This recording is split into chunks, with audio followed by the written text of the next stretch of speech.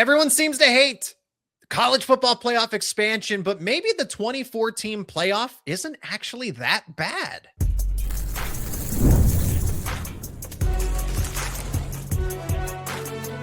You are Locked On College Crossover, part of the Locked On Podcast Network. Your team every day.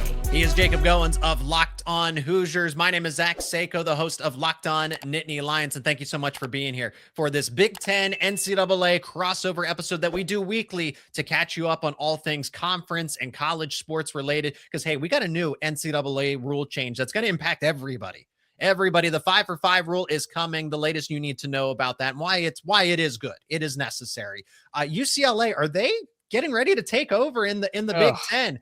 I'd be concerned if I'm USC. So what leads us to believe that the Bruins are legit?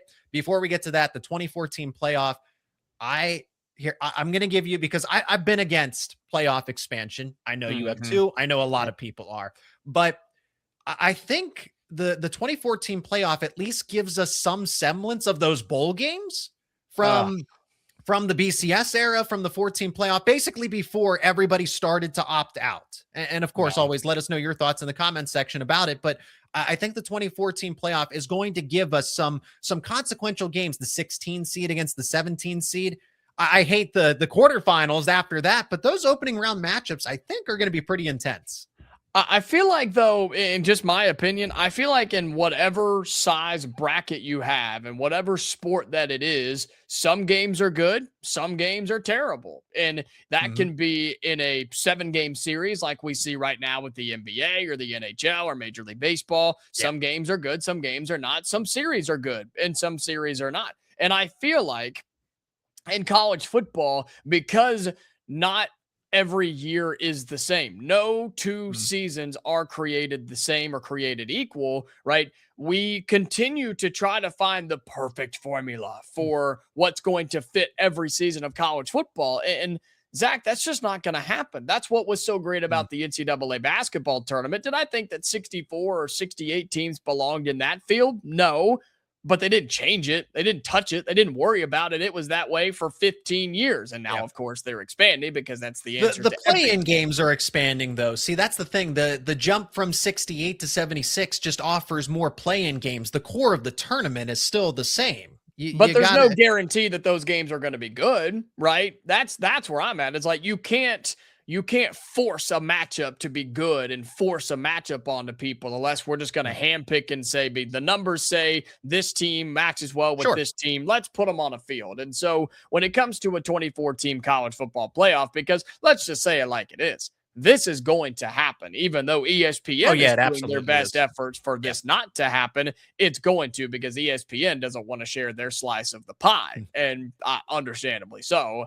But I don't know. I just feel like there's a hope there, and I'll give you credit, and I will support your argument for a hair, because with a 24-team playoff, more games means more opportunities for awesome games, legendary moments, historical, plays can happen. No doubt about it. I just think that's not a guarantee.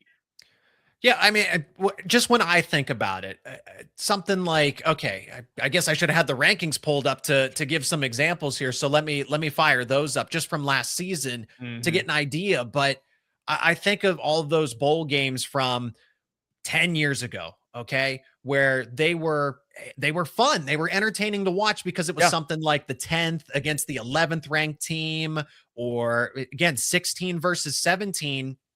And now you would get that, but here's the thing, though. The playoff would still be bad. Honestly, I could say a lot more disparaging things about it, but it's the adjacent rounds that follow after that. It's when you get to the number 1 seed versus the 16 or the 17 seed. And then, as we saw, the 8 seed doesn't even pose that much of a threat. But that's why I'm just saying, hey, we get a little more. We get some more good football. We get something where there's consequences, where players aren't going to opt out, right? So here's an example. Virginia versus Iowa. That game would be must-see TV just from the intensity of it. Okay, those aren't the most entertaining teams in football. Don't get me in college football from last season. But I think about those matchups. What about the rankings don't necessarily reflect it, but how about something like, because they're in the neighborhood of one another, a Vanderbilt versus a James Madison before you get to that Oregon game? Yeah, I would want to watch Vanderbilt. That's a middle of the road SEC team that's punching above its weight class this year versus a feel good story with JMU. It's everything after that up until the championship game that I'm going to hate. Yeah. Well, in terms of non-power conference teams, I think have they not proven themselves unworthy? Have they not proven to the world that they don't belong in the college football playoff? That's my take on the non-power conference teams. But look, I'm not a hater on more games because college football is awesome, right? Same thing with college basketball. I love both of those sports.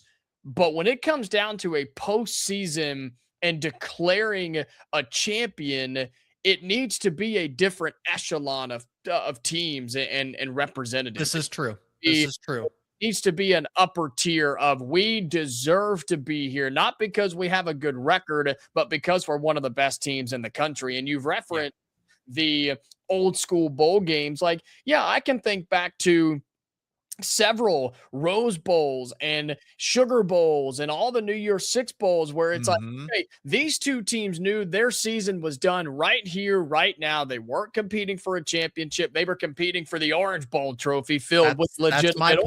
Oranges. This is what the first round, this is what it's morphed into. It's the first round of the college football playoff, but I think it checks the same box. I just don't, I feel like and I don't have a reason for this. This is a gut feeling.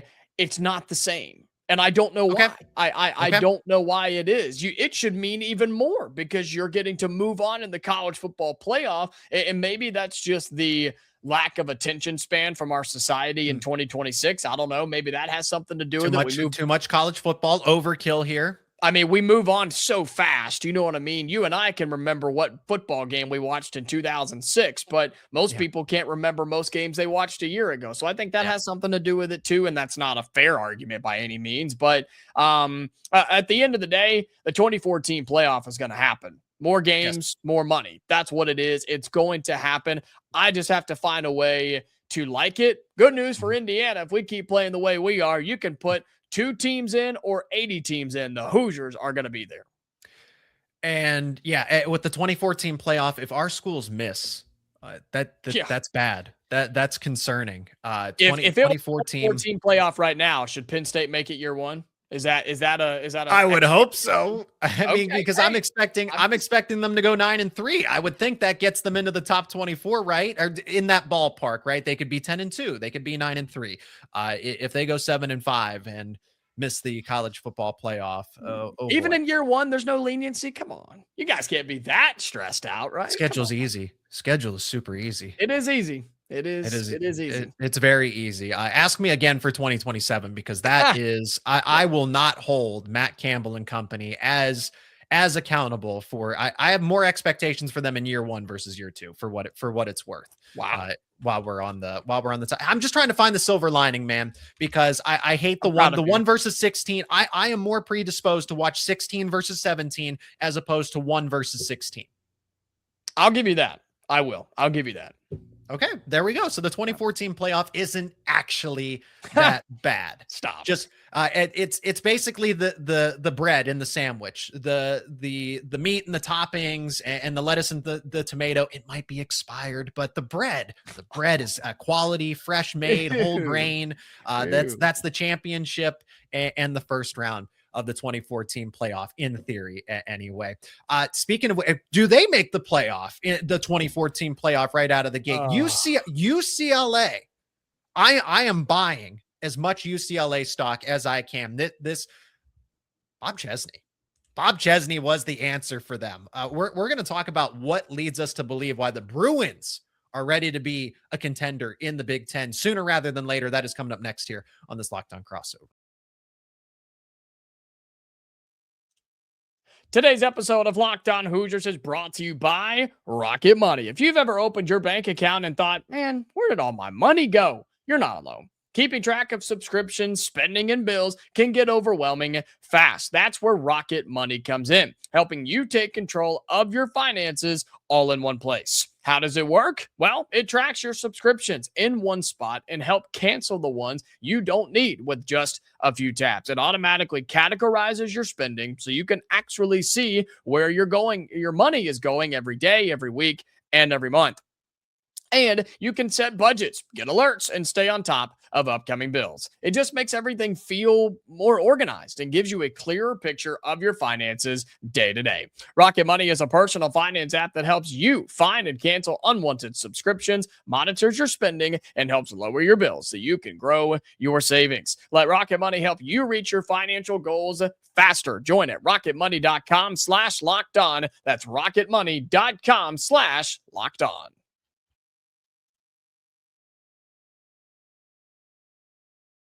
And remember, you can get Locked On Nittany Lions and Locked On Hoosiers ad-free by becoming a member of the Everydayer Club. You will also get access to members-only Discord servers to talk all things Penn State, all things Indiana. Visit the link down in the show notes to learn more and become a member of the Everydayer Club. UCLA, we're going to get to the NCAA eligibility rules and why that's the right thing to do across all sports. We'll get to that in the final segment. This one might be the more exciting conversation here because it is somewhat polarizing. Why would you say UCLA? Our buddy Zach over at Locked On UCLA is definitely excited because Bob Chesney has the class of 2027 as the second best team in the Big Ten rankings presently. They honestly might take over the number one spot sooner rather than later and surpass the big brother USC. I am all bought into Bob Chesney. That was one of my favorite candidates. You should know that James Madison former James Madison coaches usually work out. Indiana got it right. We are already seeing the positive ramifications of UCLA taking on. Well, why didn't Penn State do it? I still think Penn State got a great coach. If they got somebody that wasn't Matt Campbell and they settled, then I'd probably be kicking myself about them not having Bob Chesney. But what if he stays in LA for a long time? I'm buying all the way into the Bruins here. Well, it seems like UCLA, and we could, 100% confirm this with, our buddy Zach Anderson Yoxheimer of Locked On UCLA. But it seems like from the outside looking in, they're investing in him and they're actually like him. They actually like him. Yeah. And they're willing to say, okay, we know it takes this crazy thing called money to win. Have it. And it's like, dude, Los Angeles is sitting on it. All they got to do is use it for something other than academics, which those are great. But if you want to win football games, you got to pay. You got to pay for it, right? And that's what Indiana did. And I don't think UCLA is doing it to the Indiana level. And I don't think UCLA has Indiana money. They're spending the money. That's the important part. The money that they have, they're finally investing. And that's why you're seeing the recruits just flood to Los Angeles and not to Southern California right now, to UCLA, which I know just makes them so mad. And for me, I think it's hilarious. But I do think a lot of these high school kids are excited. They see the potential. It's all about the hope. It's all about the what if and the potential of UCLA football because let's be real. They haven't had that in years. They haven't had that, but they've got a young, hungry coach who's a proven winner in a very short. He does. He gets it. He knows. He at least knows how to win, right? The guy went to the college football playoff with James Madison. It's a very short window of winning, but he did it. And so, I think UCLA has all the excitement. They have all the momentum. They feel like they can conquer the world. Now, you look at the schedule coming up for this year. They start on the road at Cal. They have San Diego and Purdue and at Maryland. So they very easily could be a 4-0 football team. And their schedule's not all that bad. Seyko, it's not that bad. Yeah, they got to go to Oregon. That'll get ugly. They host Wisconsin. You never know. They host Michigan State. You never know. Nevada at Minnesota, host Illinois. They do have to go to Michigan and play USC. But I only see 3 100% confirmed losses on that schedule. UCLA can compete with everybody else on there. And if they start winning games in year 1, watch out for the Bruins, my friend. If we're trying to put ourselves in the shoes of anybody that's UCLA, a fan, a booster, just somebody that appreciates the program, is connected to them and needs is interested in their best interests, right? 6-6, 5-7, right? Just something, just that, hey, you're competitive in every single game. Yeah. You don't have to win them all, but you don't need to be 9-3. But you tell me that schedule. I didn't even know their schedule off the top of my head. And 8-4.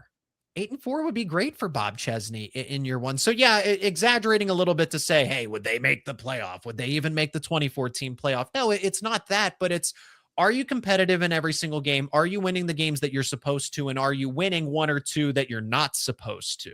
And that's the barometer that I'm kind of using for Matt Campbell and Penn State in year one as well. I expect them to win a lot of games, partly because the schedule's easy, but I also think this team's still really good. I have high aspirations for this coaching staff, right? Bob Chesney's still kind of more of a rookie, right? The jump from James Madison to UCLA, because it's in the Big Ten, is a lot larger than Iowa State to Penn State for obvious reasons. So, but if the head coach wasn't Matt Campbell, the other candidates that I would have wanted at Penn State, Bob Chesney, because he is a Pennsylvania guy. He's a Coal Belt guy. There is nobody that's more central Pennsylvania than Bob Chesney, but Matt Campbell is a Rust Belt guy.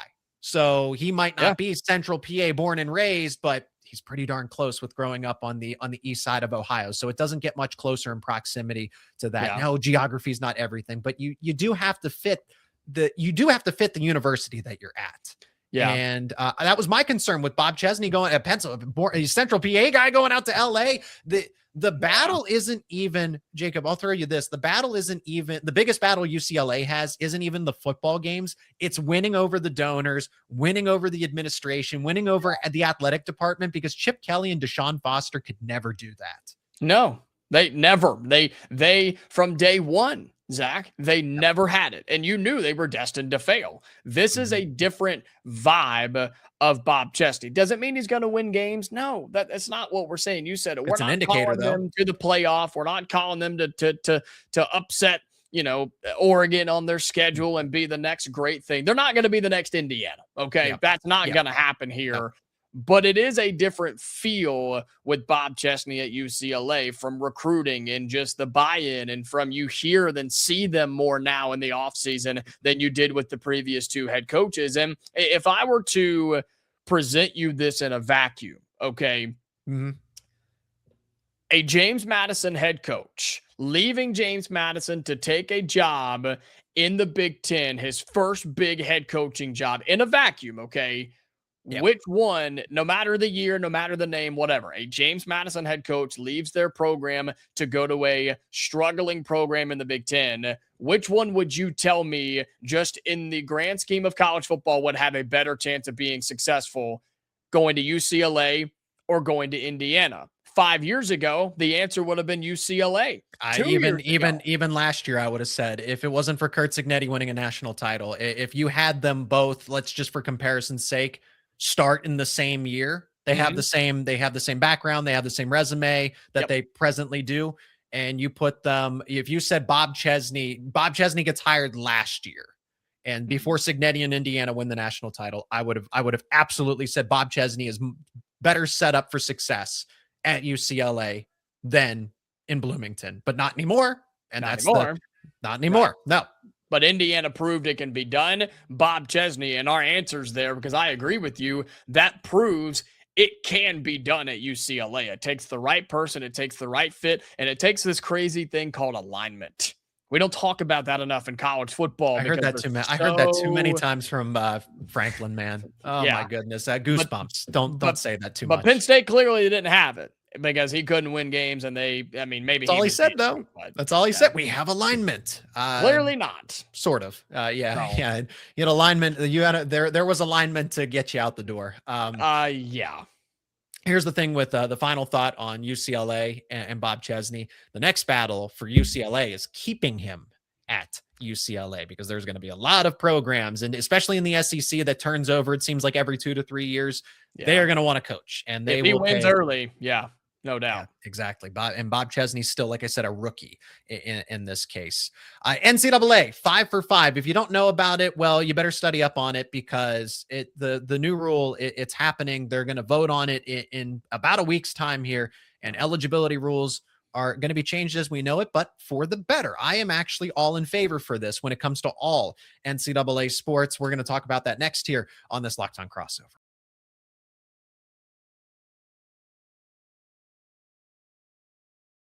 NCAA 5 for 5. This is the elimination of red shirts. And, should they keep red shirts? I'm kind of in favor of that, but I like that there is a cap. It's just, it is a cap. And then there's no point of the red shirts. The point is to try to keep 26, 27-year-olds from competing against 18 and 19-year-olds. That is the purpose of this rule, which is why I'm all in favor for it, especially when it comes to football, especially when it comes to, I'm sorry, I don't know the discrepancies when it comes to golf, how much better a 25-year-old versus a 19-year-old, right? I mean, experience is experience. Experience is experience. Strength is strength, right? And college coaching for years is college coaching for a number of years. But you can tell the difference in football. A 26-year-old player going up against an 18, 19-year-old true freshman, you can tell the difference. And that's what the NCAA is trying to fix, to combat. You get 5 years to compete. No red shirts when it comes to wrestling, because this has been a prevalent topic on my show for Penn State wrestling. Gray shirts, no Olympic red shirts. Medical red shirts are going to be very dicey as it is, right? You're going to need a serious case to get an extra year of eligibility, but your clock starts at 19. You get to go to 24, and that's it. You get 5 years to play, and you're done. Well, this is what has been desperately needed for so long. And I don't do it often, but I do want to applaud the NCAA. Seems like you and I have had several chances to do that here. You know what I mean? On this show the last couple of weeks, where it's like the NCAA was so weak, was so beaten down, was just so embarrassing for themselves. They still are. I mean, they are, but this is a major, major move, because I use a reference for any bosses or parents out there where when you're trying to be strict and you're trying to be the decision maker and you're trying to be the leader, right? You can't dance around things and say, you can't eat that cookie, but if you eat it, then that's okay. Just don't do it again, right? But then let the other sibling do it and things. You can't dance around the rules and bend them and try to force it and make everybody okay, because it's not going to work. That's what the NCAA realized with this. And it's harsh. It is. I'm sorry if you tear your ACL in spring or the first day of fall practice. That sucks. It does. It absolutely does. Yeah. But we have bent the rules so much and so far that we don't even recognize the sports that we're playing anymore. And you said we've got 27-year-olds who are going into the transfer portal with no eligibility remaining, suing the NCAA, and then joining a team once they win their lawsuit. It's just, it's ridiculous. And so, this is much needed. There's a guideline, there's a rule, no exceptions. Sorry, it is what it is. You get caught speeding on the highway, you get a ticket. There's no exception. Speeding is speeding. Eligibility is eligibility. Good for the NCAA. This has been desperately needed. This is college athletics. Yes. College athletes should be playing college sports, okay? And we know there is an age. You are not in college forever. You're not. I know there are people that go for their masters and stuff like that, but how many 30, 40-year-olds are all in college compared to 18 to 22-year-olds? So make college athletics college based on college athletes again. That's what this is all about. And you can do it in 5 years. If they said 4 for 4 or something like that, I actually like that there is the one extra year of eligibility, and you'll have super seniors because there's that master's year, right? So you get your undergrad, and then there's your 1 to 2 years potentially for your master's program. So it all works out. Again, broken clock, right? Twice a day type deal here. NCAA, there's not a lot I can criticize. The one thing that I will point out, because the NCAA has a fantastic record in court. No, they don't. There will be challenges here again about the medical, the religious reasons, right? How does this impact the BYU and stuff because of missions trips and everything? I think they'll have to have some fine language there, but you got to stand your ground. And here's the other issue with it that I want to bring up, and maybe you have just an answer what they can do here is if you already used your red shirt, the preliminary rule is that is one of your 5 years. So it's not just about the new high school athletes that are coming into college. You have to try to find a way to grandfather all the current athletes into the new rule set. If you have already used a red shirt, this is a gray area. If you have used your red shirt, do you know how many people are going to be upset by that fact? I could foresee the NCAA saying, all right, everybody gets one bonus year. And then after that, it's 5 for 5. And I don't like it, but if we have to do that compromise, so be it. It's going to take something like that. You can't just step in and tell a junior in college, hey, you're on the new rule system now. I hope you like it. If they really wanted to set a precedent, then they would do that. But I think that would cause just a disaster. Well, they'll get pushed by the court case. It'll just go to court. And so, I think I like that idea. It's like, okay, doesn't matter. I don't know. You can't do that for, I don't know. Do you do it for seniors and graduate players and things like that? Give them just an extra year because you happen to be in college when we change the rule. I don't know. Maybe sophomores and under or juniors and under or something like that. Well, then why sophomores? Yeah. That's what, and some people would have said, well, I wouldn't have tried to use my red shirt had I known about this rule. That's going to be the argument in a court case. Look, I don't know all the legalese, but just logically to me, it's like, how do you argue against that? Yeah. But I mean, if red shirts aren't going to be a thing anymore, then the NCAA shouldn't care that you have or have not used a red shirt, right? I mean, that's how you get the bonus year if you haven't used your red shirt for current athletes. Too bad. That's what I would say. Okay. If you haven't That's used the answer. it, too bad. Yeah. I mean, yep. Sorry. The rules have changed. And again, I think it would get ugly. There's no doubt, but there has to be a way to, if you're going to make a decision, you got to stand by it, right? If you quit a job, you can't run back into the office 2 weeks later and say, I'm sorry, I changed my mind. I mean, I guess you could, but I don't recommend it, right?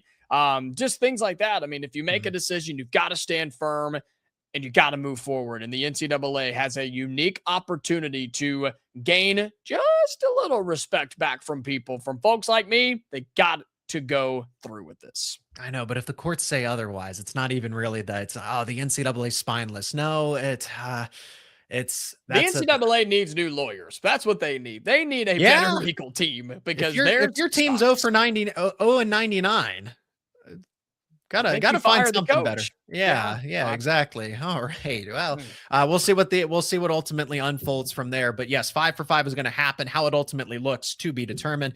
Hey, that is going to do it for this edition of a Locked On Crossover, jam-packed. Let us know your thoughts about NCAA rule changes. UCLA, are you buying UCLA? And do you like the 2014 playoff? Let us know down below. He is Jacob Goins, the host of Locked On Hoosiers. My name is Zach Seyko, the host of Locked On Nittany Lions. Thanks so much for being here. Thanks so much for joining us. Jacob, it is always great to chat with you. Can't wait to do it again next week.